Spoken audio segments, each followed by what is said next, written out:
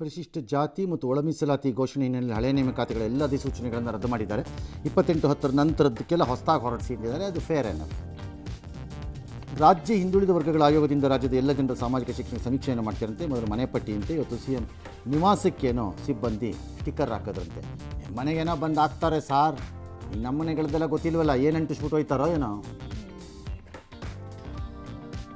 ವಿಷ್ಣುವರ್ಧನ್ ಅಂತ್ಯಕ್ರಿಯೆ ಮಾಡಿದ ಅಭಿಮಾನ್ ಸ್ಟುಡಿಯೋ ಜಾಗ ವಿಚಾರದಲ್ಲಿ ಕಾನೂನು ಸಂಘರ್ಷ ಮುಂದುವರೆದಿದೆ. ನನ್ನ ನಟ ಬಾಳಣ್ಣ ಪುತ್ರಿ ಗೀತಾ ಬಾಲಿ ಸ್ಮಾರಕ ಆಗಬೇಕು, ಆ ಜಾಗ ಬಿಟ್ಕೊಡಲ್ಲ. ಹಂಗಂದ್ರೆ ಏನದು?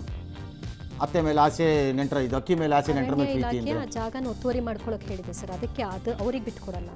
ಯಾರಿಗೆ ಬಿಟ್ಕೊಡಲ್ಲ? ಅರಣ್ಯ ಇಲಾಖೆಗೆ ಬಿಟ್ಕೊಡಲ್ಲ. ಅರಣ್ಯ ಇಲಾಖೆಗೆ ಬಿಟ್ಕೊಡಲ್ಲ ಅನ್ನೋಕ್ಕೆ ಇವ್ರು ಯಾರು ಕೋರ್ಟ್ಗೆ ಹೋಗಿ ಫೈಟ್ ಮಾಡಬೇಕಷ್ಟೇ ಕಾನೂನು ಪ್ರಕಾರದಲ್ಲಿ.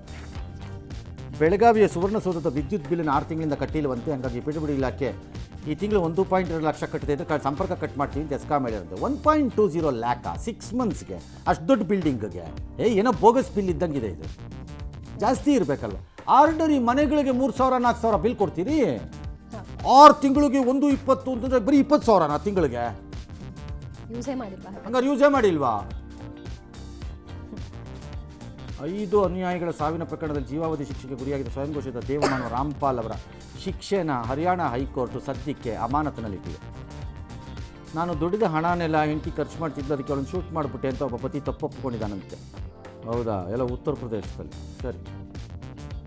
ಮಹಿಳೆಯರ ಆಕ್ಷೇಪಾರ್ಹ ವಿಡಿಯೋಗಳನ್ನು ಗುಪ್ತವಾಗಿ ಚಿತ್ರೀಕರಿಸ್ತಿದ್ದಂತೆ ಖಾಸಗಿ ವಿಮಾನಯಾನ ಸಂಸ್ಥೆಯ ಪೈಲಟ್ ಒಬ್ಬ, ಅಯ್ಯೋ ಕೋತಿ ತಗೊಂಬಂದು ರಹಸ್ಯ ಕ್ಯಾಮ್ರಾ ಲೈಟರ್ ಆಕಾರದನ್ನು ವಶಪಡಿಸ್ಕೊಂಡಿದ್ದಾರೆ ಪೊಲೀಸರು.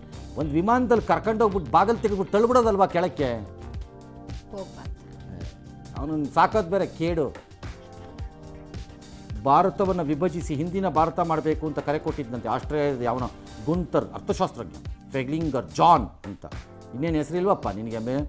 ಕೇಂದ್ರ ಸರ್ಕಾರ ಒಂದು ಎಕ್ಸ್ ಖಾತೆ ಇಲ್ಲ. ಅವನು ಖಲಿಸ್ತಾನ್ ನಕ್ಷೆಲ್ಲ. ಭಾರತ ಆಸ್ಟ್ರಿಯಾನ ಹಂಗೂ ಒಂದು ದೇಶ ಇದೆಯಾ? ನೀನಿರೋ ದೇಶನೇ ಗೊತ್ತಿಲ್ಲ ನಮಗೆ, ನೀನೇನು ಬಂದು ಭಾರತದ ಬಗ್ಗೆ ಮಾತಾಡೋದು? ಯಪ್ಪೋಕ್ರಿ ತಗೊಂಬಂದು.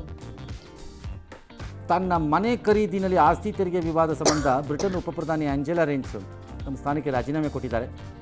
ಸೂಕ್ತ ನಿಯಮ ಪಾಲಿಸಿಲ್ಲ ಅಂತ ಅಲ್ಲಿ ಸ್ವತಂತ್ರ ತನಿಖಾ ಸಂಸ್ಥೆ ಎಥಿಕ್ಸ್ ಓವರ್ಸಿ ಮಾಡೋರು ಹೇಳಿದ್ರು. ತಕ್ಕಂತಾಕೆ ರಾಜೀನಾಮೆ ಕೊಟ್ಟರು. ಅದು ರಾಜಕಾರಣ ಅಲ್ಲಿ ಇದು ಇಲ್ಲಿ ಹೇಳಿದ್ದು. ಅದು ನಾನು ಹಂಗೆ ಹೇಳಿದ್ನಾ? ನಾನು ಕೊಡಬೇಡ ಅಂತ ಹೇಳಿದ್ನಾ?